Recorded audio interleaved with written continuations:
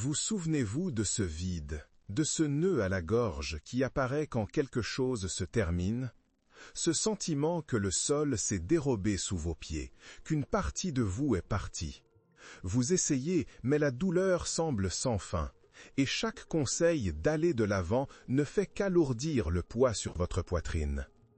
Et si ce que vous pensez de la façon de surmonter une faim était complètement faux? Et s'il y avait un moyen de transformer cette douleur en force sans ignorer ce que vous ressentez? Et si ce parcours était en réalité votre plus grande renaissance? Sénèque, le sage stoïcien, nous rappelait dans ses lettres à Lucilius: « Ce n'est pas parce que les choses sont difficiles que nous n'osons pas, c'est parce que nous n'osons pas qu'elles sont difficiles. » Cette phrase résonne profondément lorsque nous parlons de la fin d'une relation, quelle qu'elle soit. La société nous pousse vers l'idée que le deuil est un bouton que l'on allume et éteint, une phase à surmonter le plus rapidement possible, presque comme une tâche sur votre liste de choses à faire. Mais vous savez, au fond de vous, que ce n'est pas ainsi. La douleur est réelle, la confusion est palpable, et la pression d'aller de l'avant sans processus souvent nous paralyse d'autant plus. Vous sentez-vous faible de ressentir ce que vous ressentez? Vous ne devriez pas. C'est un parcours complexe qui exige plus qu'un sourire forcé ou un déni superficiel. Cela exige du courage, cela exige de la vérité. Je sais ce que c'est, croyez-moi. J'ai traversé des moments où la seule chose que je voulais était que la douleur disparaisse, que le passé soit effacé. Je pensais que la tristesse était un signe d'échec, que je n'étais pas assez fort. Mais j'ai appris, à travers la sagesse stoïcienne, que le chemin vers le véritable dépassement n'est pas le déni, mais l'acceptation et l'action consciente. Il ne s'agit pas d'effacer le passé, mais d'intégrer l'expérience, d'en tirer des leçons et d'en émerger plus fort, plus sage. Il ne s'agit pas d'oublier qui vous étiez ou ce que vous avez vécu, mais d'apprendre à vous en souvenir sans que la mémoire ne vous emprisonne, sans qu'elle ne vous vole votre présent. Dans cette vidéo, nous allons démystifier le processus de deuil et de reconstruction. Je vais vous présenter 5 piliers stoïciens qui non seulement vous aideront à traverser ce moment de douleur et d'incertitude, mais à le transformer en une opportunité de croissance personnelle profonde, cultivant une résilience inébranlable qui vous servira pour le reste de votre vie. Ce n'est pas un raccourci vers le bonheur, mais une carte pour la véritable liberté intérieure. Si cela résonne avec ce que vous vivez ou ressentez, si vous sentez qu'il est temps de tourner cette page avec un sens, commentez « Nouveau départ » ci-dessous et embarquons ensemble dans ce parcours. La douleur que vous ressentez maintenant est-elle un ennemi à combattre ou un messager à comprendre? Réfléchissez-y un instant. La plupart des gens essayent de lutter contre la réalité, contre ce qui est déjà arrivé et ne peut être changé. Mais cette bataille, mon ami, est perdue avant même de commencer. C'est une guerre que vous ne gagnerez jamais. Vous pensez que, si vous aviez pu faire quelque chose de différent, le résultat serait autre. Vous vous blâmez implacablement. Vous regrettez chaque mot non dit, ou vous essayez inlassablement de comprendre pourquoi cela vous est arrivé. Cette rumination constante sur le passé, sur ce qui est déjà arrivé et est irrémédiablement hors de votre contrôle, est un cycle vicieux qui draine votre énergie vitale, vole votre sommeil et empêche tout progrès réel. Vous restez piégé dans la douleur, alimentant l'illusion que vous auriez pu changer l'inévitable, et cette illusion est une prison. Chaque « et si » est une chaîne de plus. Marc Aurèle, l'empereur philosophe, dans ses méditations, nous a enseigné l'importance de l'acceptation comme premier pas vers le changement. Les stoïciens, dans leur profonde sagesse, comprenaient que la clé de la sérénité et de la paix intérieure réside en une distinction fondamentale: séparer ce qui est sous notre contrôle de ce qui ne l'est pas. La fin d'une relation, les actions et décisions de l'autre, le temps passé, les mots dits ou non, tout cela est hors de votre contrôle. C'est un fait accompli. La seule chose que vous contrôlez, et c'est un pouvoir immense, est votre perception des événements et votre réaction à ceux-ci. Votre interprétation, votre choix de la manière dont vous allez avancer. Voici comment vous pouvez commencer à appliquer cette sagesse aujourd'hui, maintenant. Commencez à pratiquer la dichotomie du contrôle. Faites une liste mentale ou, si vous préférez, écrivez sur un papier de tout ce qui vous afflige, de toutes les préoccupations et pensées liées à la rupture. À côté de chaque élément, demandez-vous, avec une honnêteté brutale, est-ce sous mon contrôle maintenant? Si la réponse est non, comme la décision de l'autre, le temps qui a passé, les mots dits sous le coup de l'émotion, alors pratiquez l'acceptation radicale. Ce n'est pas aimer, c'est accepter que c'est la réalité. Libérez cette charge. Si la réponse est oui, comme votre réaction, votre attitude d'aujourd'hui, vos prochaines actions pour prendre soin de vous, alors concentrez toute votre énergie, toute votre intention précisément là. Par exemple, au lieu de ruminer « pourquoi m'a-t-il ou elle quitté ?», concentrez-vous sur « comment puis-je prendre soin de moi aujourd'hui ?» ou « quelles sont les prochaines étapes pour ma récupération et ma croissance personnelle ?» Cela, en soi, libère une immense charge mentale et vous prépare à agir, à construire. Lorsque vous maîtriserez cette distinction cruciale, la chaîne invisible qui vous retenait au passé se brisera. Vous cesserez d'être victime des circonstances, emporté par la marée de la douleur, et deviendrez le maître de votre propre paix intérieure, le capitaine de votre propre navire. La douleur ne disparaîtra pas instantanément, ce serait irréaliste, mais elle cessera d'avoir le pouvoir de vous paralyser, de vous tenir en otage. Elle se transformera en un catalyseur, un rappel de votre résilience innée. Cela vous prépare pour la prochaine étape, pour la prochaine révélation. Dans ce premier pas crucial d'acceptation, vous êtes déjà en train de planter les graines de votre liberté. Écrivez dans les commentaires maintenant « J'accepte ce que je ne contrôle pas », que cela soit votre déclaration de pouvoir. Mais voici ce que presque personne ne comprend à propos de cette acceptation. Elle ne signifie pas inactivité ou passivité. Au contraire, elle ouvre la porte à ce qui compte vraiment, à ce que vous êtes réellement. Vous sentez-vous moins que rien maintenant, brisé, incomplet. Une relation a peut-être pris fin, mais votre valeur, votre essence, votre dignité, elles ne vont nulle part. Où est-ce qu'elles vont? Réfléchissez bien. Vous avez commis l'erreur de lier votre estime de soi et votre valeur personnelle à l'existence ou au succès d'une relation. C'est comme si votre identité était liée à la présence d'une autre personne. Quand elle se termine, vous sentez qu'une partie de vous a été perdue, que votre valeur a diminué drastiquement, que vous n'êtes plus le même ou la même. Cela conduit à une dépendance émotionnelle dangereuse, où la validation externe devient plus importante que votre propre sens de qui vous êtes. Cela crée un vide qu'aucune autre personne ou relation ne peut combler durablement. Vous croyez que vous avez besoin de quelqu'un pour vous sentir complet, que votre bonheur dépend d'un « nous ». Épictète, un autre géant stoïcien, nous rappelle dans ses entretiens « Ce n'est pas ce qui vous arrive, mais comment vous y réagissez qui importe ». Les stoïciens défendaient, avec véhémence, que notre valeur ne réside pas dans les possessions, le statut social, la beauté physique ou même les relations. Notre valeur réside dans notre vertu, notre caractère, notre capacité à raisonner, à faire des choix alignés avec ce qui est bon, juste et courageux. Votre valeur est inhérente, intrinsèque, inaliénable. Elle ne peut être enlevée par aucune circonstance externe, pas même la fin d'un amour qui semblait être tout. Vous êtes précieux par votre existence, par qui vous êtes, indépendamment de toute autre personne. Voici comment vous pouvez réaffirmer votre valeur aujourd'hui et commencer à construire une fondation inébranlable. Dressez la liste de vos vertus et réalisations, grandes et petites, qui n'ont absolument rien à voir avec la relation qui a pris fin. Quels sont vos talents uniques, vos valeurs inaliénables, vos qualités de caractère qui font de vous qui vous êtes? Consacrez du temps, avec intention, à des activités qui renforcent votre identité individuelle.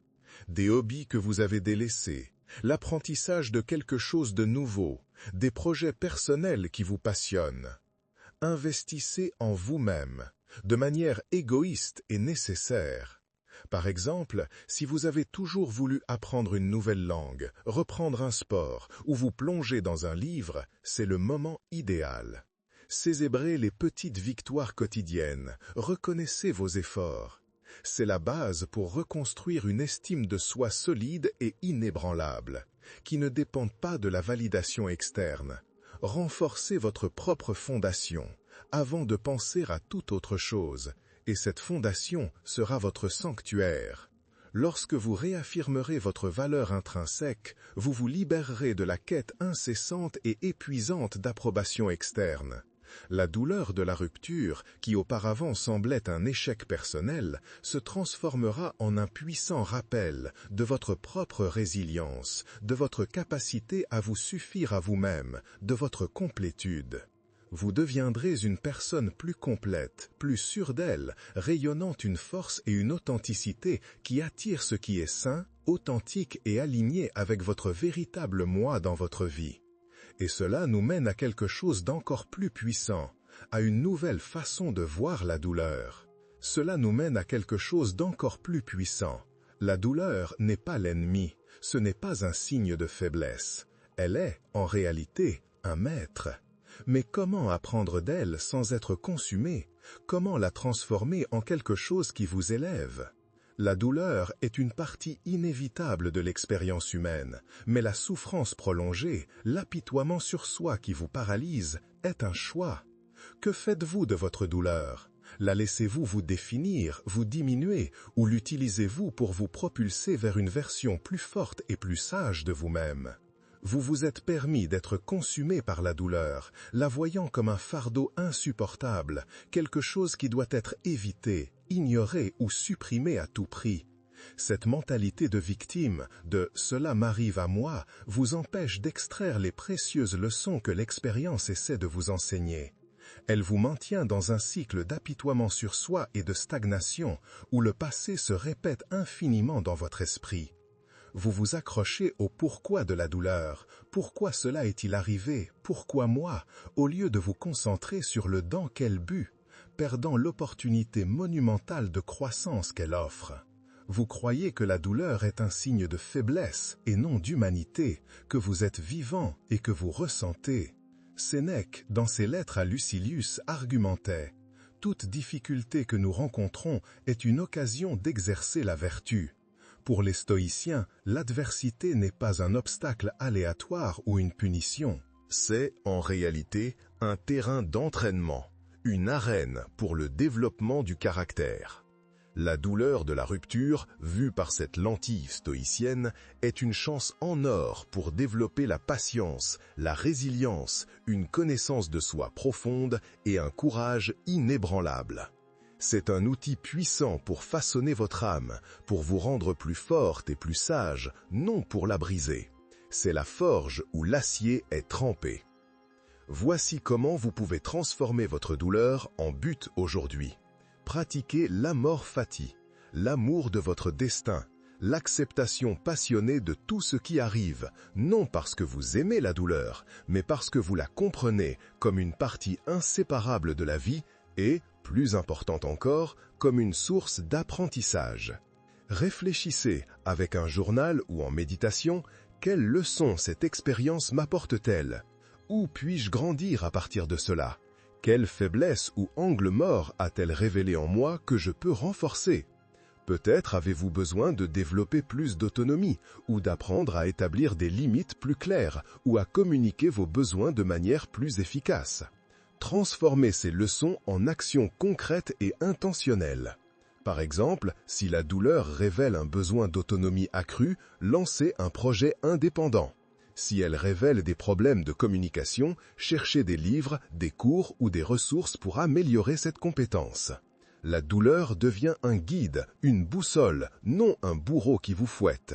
Lorsque vous transformerez la douleur en but, elle cessera d'être un poids étouffant et deviendra un moteur puissant qui vous propulsera vers l'avant. Vous ne surmonterez pas seulement la rupture, mais émergerez de l'expérience avec une sagesse, une profondeur et une force que vous ne possédiez pas auparavant.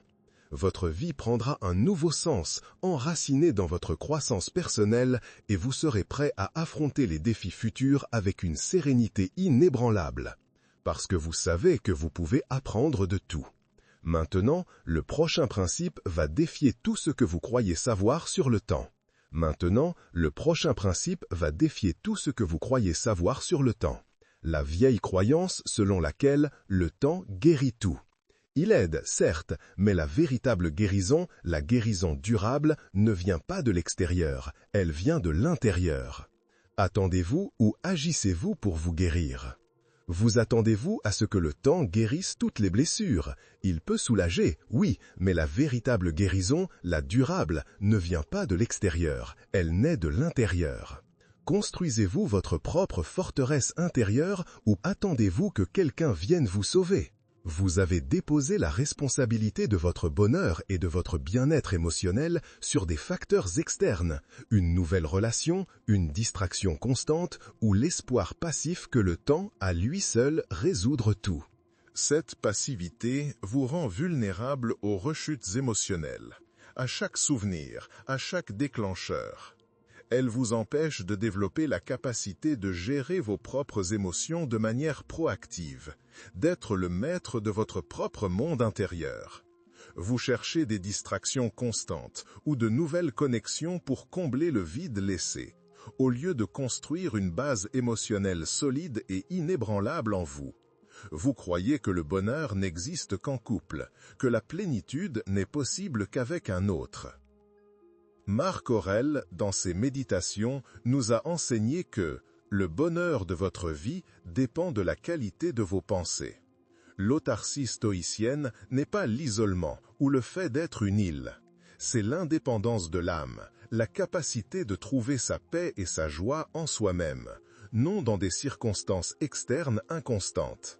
C'est la capacité d'être votre propre havre de paix, de cultiver la sérénité indépendamment des tempêtes qui se produisent en dehors de vous. C'est la maîtrise de votre monde intérieur, la compréhension que votre paix ne peut être donnée ou enlevée par personne d'autre que vous. Voici comment vous pouvez commencer à cultiver cette autarcie émotionnelle aujourd'hui. Pratiquez la méditation stoïcienne et la tenue d'un journal réflexif. Consacrez 10-15 minutes par jour pour observer vos pensées et émotions sans jugement. N'essayez pas de les repousser, observez-les simplement. Demandez-vous, que ressens-je maintenant? Pourquoi est-ce que je ressens cela? Puis-je changer ma perspective à ce sujet? Quelle est ma réaction à ce sentiment? Écrivez sur vos défis, vos apprentissages et vos gratitudes. Développez des routines de soins personnels qui nourrissent votre esprit et votre corps. Exercices réguliers, alimentation saine et consciente, sommeil adéquat et réparateur. Créez un sanctuaire mental, un espace de paix où vous pouvez vous retirer pour trouver le calme, même au milieu du chaos du monde extérieur. N'attendez pas que le bonheur vienne de l'extérieur. Construisez-la en vous, brique par brique, jour après jour, avec discipline et intention. C'est la véritable liberté. Lorsque vous cultiverez l'autarcie émotionnelle, vous deviendrez inébranlable. Les oscillations externes, les opinions des autres, les circonstances de la vie auront moins de pouvoir sur votre état d'esprit. Et vous découvrirez une source inépuisable de force et de sérénité en vous que vous ne saviez même pas exister. Vous ne dépendrez plus d'une autre personne pour vous sentir complet, car vous serez déjà entier, plein. Cela ne vous aidera pas seulement à surmonter la rupture avec dignité, mais à construire une base solide pour toute relation future, enracinée dans votre propre plénitude et non dans le besoin. Cela nous mène à notre dernier et le plus crucial pilier. Cela nous mène à notre dernier et le plus crucial pilier. La véritable liberté n'est pas d'être seul, ni de s'isoler, mais d'être en paix avec soi-même. pour ensuite pouvoir se connecter au monde d'une manière plus authentique. Mais comment atteindre cette paix et redéfinir ce qui vient ensuite? L'amour est-il fini, ou la façon dont vous le perceviez avait-elle besoin d'une redéfinition urgente? L'avenir semble-t-il vide et effrayant, ou est-ce une toile blanche attendant votre chef-d'œuvre, attendant que vous deveniez l'artiste de votre propre vie? Vous avez une vision limitée de l'amour, l'associant exclusivement et rigidement à un partenariat romantique. Conséquemment, vous voyez la fin d'une relation comme la fin de votre capacité d'aimer ou d'être aimé, comme si votre source d'affection s'était tarie. Vous projetez un avenir basé sur ce qui a été perdu, sur les souvenirs du passé, au lieu d'en créer un nouveau, plein de possibilités infinies. Cette vision restrictive vous empêche de voir les diverses et riches formes d'amour qui existent dans le monde. Fraternelle, familiale, pour soi-même, pour l'humanité, pour votre passion, et les opportunités infinies que l'avenir vous réserve, vous maintenant piégés par les fantômes du passé. Vous croyez que le bonheur n'existe qu'en couple, que la plénitude n'est possible qu'avec un autre. Épictète, dans son manuel, nous a enseigné que nous ne devons pas vivre pour manger, mais manger pour vivre. De la même manière, nous ne vivons pas seulement pour une relation, mais la relation est une partie, certes importante, mais seulement une partie de notre vie, de notre existence pleine. Le concept stoïcien d'oikeiosis, affinité, nous rappelle que nous faisons partie de cercles concentrés d'affection, commençant par nous-mêmes et s'étendant à la famille, aux amis, à la communauté et à toute l'humanité. L'amour est une vertu qui se manifeste sous de nombreuses formes, et la plus fondamentale, la base de toutes les autres, est l'amour et le respect profond de soi-même. Voici comment vous pouvez redéfinir l'amour et l'avenir dans votre vie, en commençant aujourd'hui. Ne le limitez pas à ce que vous avez perdu. Cultivez l'amour de soi par des soins personnels intentionnels et un auto-perfectionnement continu, non comme une tâche, mais comme une célébration de qui vous êtes. Investissez du temps et de l'énergie dans vos autres cercles d'affection. Renforcez les amitiés qui vous élèvent, reconnectez-vous avec votre famille, engagez-vous activement dans votre communauté, faites du bénévolat ou soutenez une cause à laquelle vous croyez. Commencez à visualiser un avenir brillant et authentique pour vous, libéré des chaînes du passé.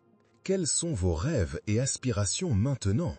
Que voulez-vous construire? Que voulez-vous expérimenter? Créez un plan, même petit et progressif, et commencez à agir. L'avenir n'est pas quelque chose qui vous arrive simplement.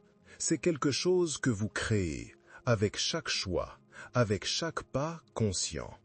Lorsque vous redéfinirez l'amour et l'avenir, vous ne surmonterez pas seulement une rupture, vous construirez une vie avec un but, un sens et une plénitude qui transcendent toute relation individuelle.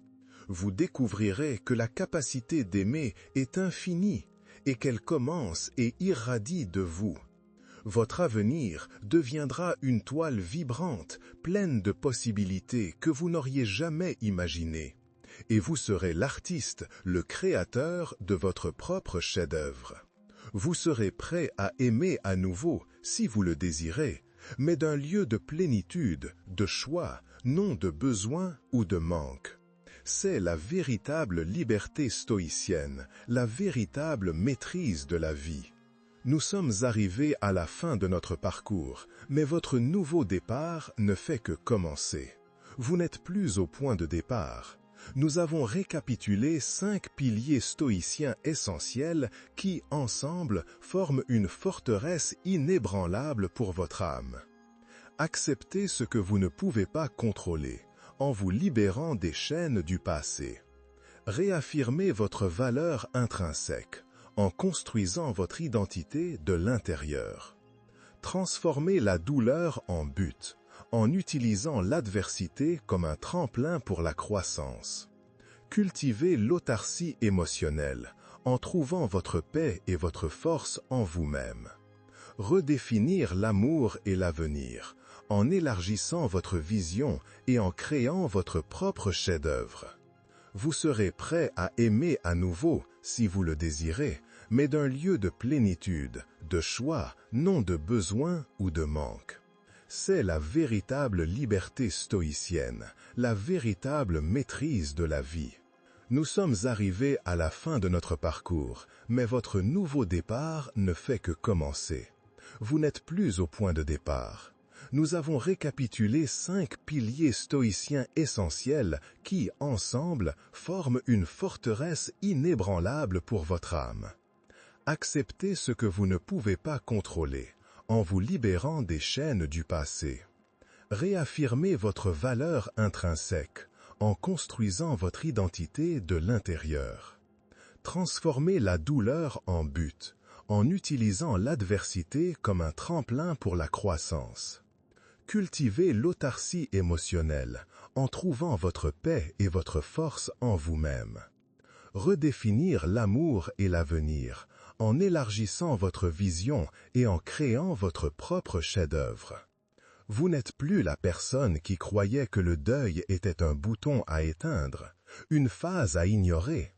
Vous n'êtes plus otage de la douleur, de la culpabilité ou de la validation externe. La personne que vous êtes en train de devenir, à chaque pas conscient, est un individu inébranlable, résilient, doté d'un profond sens de la connaissance de soi et du but. Vous avez appris que la fin n'est pas la fin, mais un pont vers une nouvelle version de vous-même, plus authentique, plus forte et infiniment plus puissante. Cette transformation ne se produit pas du jour au lendemain comme un miracle. C'est une construction quotidienne, un acte de courage, de discipline et d'amour de soi. C'est un engagement inaliénable envers vous-même, envers votre paix, votre bonheur et votre liberté. Et je sais avec certitude que vous avez la force pour cela. Elle a toujours été là, attendant d'être éveillée. Si cette vidéo vous a aidé à entrevoir un nouveau chemin, à ressentir un nouvel espoir, veuillez laisser votre like afin que davantage de personnes puissent être atteintes par ce message d'espoir et de force.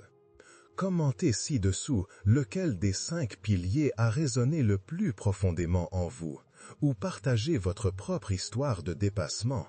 Votre expérience, votre vulnérabilité peut être la lumière qui inspire beaucoup d'autres. Et si vous connaissez quelqu'un qui a besoin d'entendre ces mots maintenant, qui est piégé dans la douleur d'une fin, partagez cette vidéo. Vous pouvez être le catalyseur pour le nouveau départ de quelqu'un. Enfin, abonnez-vous à la chaîne pour continuer ce parcours stoïcien de transformation personnelle et ne manquez aucun de nos prochains contenus qui vous guideront dans la construction de votre empire intérieur. N'oubliez pas, la vie ne vous arrive pas, elle arrive pour vous. Utilisez chaque expérience, chaque défi comme un tremplin pour votre évolution. Votre reconstruction commence maintenant. Soyez l'architecte de votre propre forteresse intérieure.